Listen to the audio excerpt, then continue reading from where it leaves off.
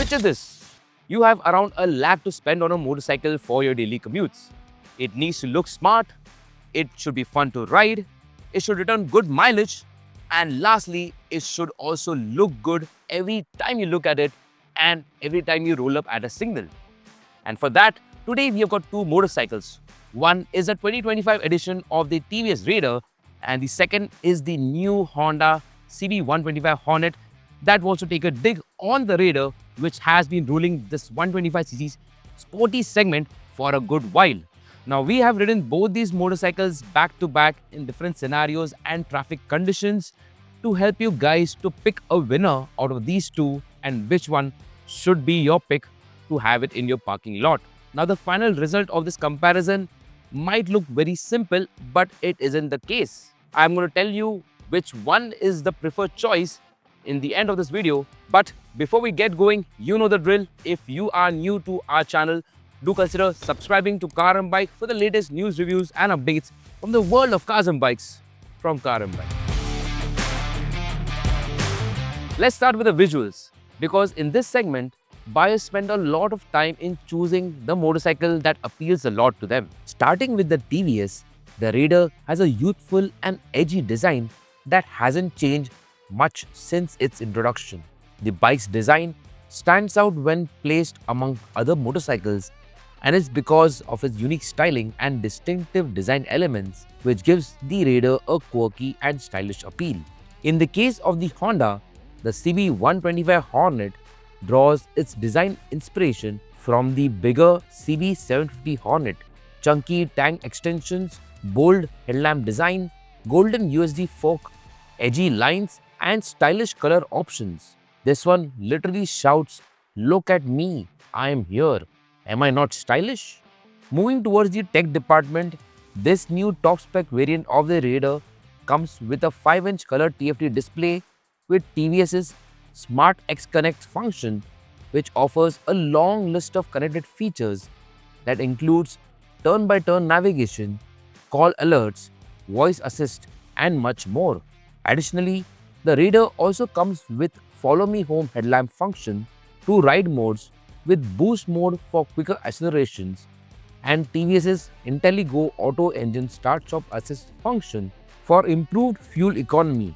In comparison, the CB125 Hornet packs a smaller 4.2-inch TFT, which does a fine job, but the blank space around the display is quite thick, which makes the screen look small. The display otherwise is laid out well and does come with connected features like turn-by-turn navigation and call alerts, but there are no ride modes or boost mode or auto start-stop function. So overall, the Raider definitely is a much feature-loaded motorcycle, so it's very well packed in terms of the feature upgrades and everything. In the case of the CB125, this motorcycle has got solid road presence, it's got a muscular look, so overall a good looking motorcycle. Moving further to the powertrains of both the machines, while the power figures are close, it is the engine's character and how the power is delivered which is notably different. The Hornet is powered by a 124cc air-cooled motor that is derived from Honda's frugal and mature SP125. Over here, the motor is tuned to register slightly more power at 10.99 bhp and 11.2 Nm of peak torque. In the case of the Raider, TVS used the same bore and stroke ratio from the NTORQ 125 and built an engine around it for the Raider. Equipped with air and oil cooling and other technological advancements, the Raider registers 11.2 bhp and 11.2 Nm and 11.75 Nm of peak torque with the boost mode engaged. The gearbox on both the motorcycles is a 5-speed unit, and both machines come with a slipper clutch. So now that was a quick look at the specifications of both these motorcycles, and I'm going to tell you guys about the ergonomics of both these sporty commuters. But before we get going, I'm going to give you guys a quick lesson on the exhaust note of both these machines. First, we're going to start with the CB125.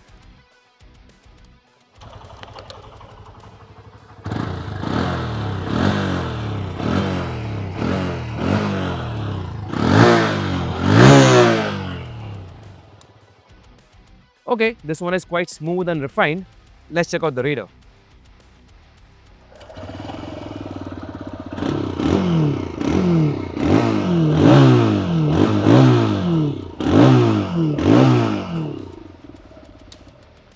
This one sounds a lot more raspier or sportier tone.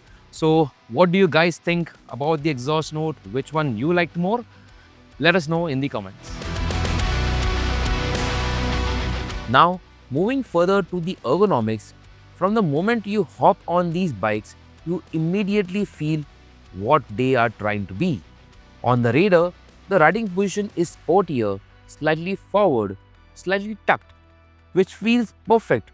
But if you are on the taller side, you'll find your legs resting in a bit of a cramped position, which can get a little uncomfortable. The overall stance is engaging and fun, but definitely compact. The Hornet, on the other hand, feels roomier. It is more upright, relaxed, and honestly just easier. If your riding involves a lot of long stretches or heavy traffic routes, you'll appreciate the extra space and comfort on this bike. Now, let's get on with the part that matters the most, the ride experience. Because this is where the differentiation between these two motorcycles stands out the most. So then I'm going to start with the Raider first because as soon as you get on this motorcycle, it doesn't take long for you to realize why people rave so much about this motorcycle. One of the main USPs about the Raider is that it is a light, nimble, and a very slim profile motorcycle. So as soon as you get going on it, you understand that how easy it is to maneuver in traffic. It hardly takes any effort to get through tight spaces or navigate through traffic, or even if you have to take U-turns. The main part about the Raider that I absolutely love a lot is that how beautifully this motorcycle corners. Like, it literally loves to corner. You find the corner, you set your line to attack it, and you go for it. Even mid-corner, this motorcycle allows you to make small corrections. You can tap the rear brake a bit, you can give in a bit of steering input, and with all of that, this motorcycle manages to accommodate all those corrections and still pull you through that corner effortlessly and with absolute joy. When you are attacking regular city roads wherein there are bumps and undulations and potholes, the ride quality is plush enough to absorb all those bumps. I've always liked the braking performance of the Raider. Now it gets even better because with the rear brake at the back, you can modulate the brake pressure even better. Along with the brakes, what also needs to be mentioned are the tires. On this one, you get JK Tire Blaze Rider tires. Now these are a more premium profile tires. So compared to the CB125, these are more premium tires because the profiling and the tread pattern is more specifically designed for performance and more grip. Okay, that was about the TVS Raider, and now let's talk about the CB125 Hornet.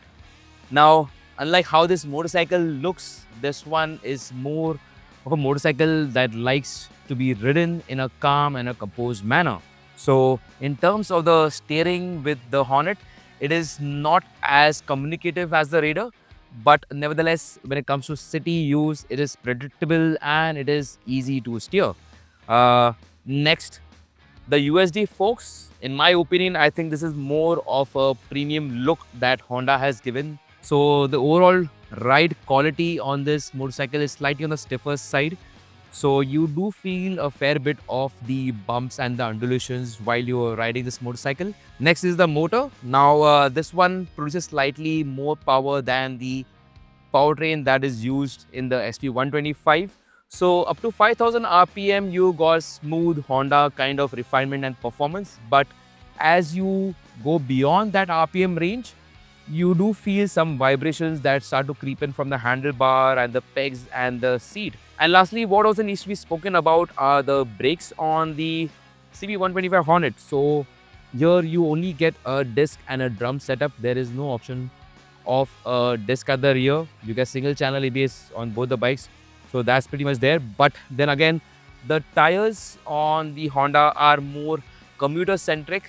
So they are designed more for mileage or for straight line riding or for the commuting kind of riding that one would do. Both motorcycles deliver strong when it comes to the factor of fuel efficiency. While the Trader trades a little bit of the economy for performance, the Hornet offers consistent, relaxed efficiency because of its long stroke nature. Overall, both motorcycles deliver a fuel economy that is just under the 60 kmph mark. So here's the truth. If I had to pick one out of these two motorcycles, then it would be the TVS Raider. Simply because this motorcycle is a lot more agile, it's a lot more exciting, it's well balanced, but most importantly, it's a thorough motorcycle all in all that ticks all the boxes and also justifies the money that you're paying for it. But then if your priority is comfort, peace of mind and a motorcycle that looks good without asking much from the rider, well then the Honda CB125 Hornet makes for a solid choice. As for me, it is not that exciting of a motorcycle to consider. So that's what it is.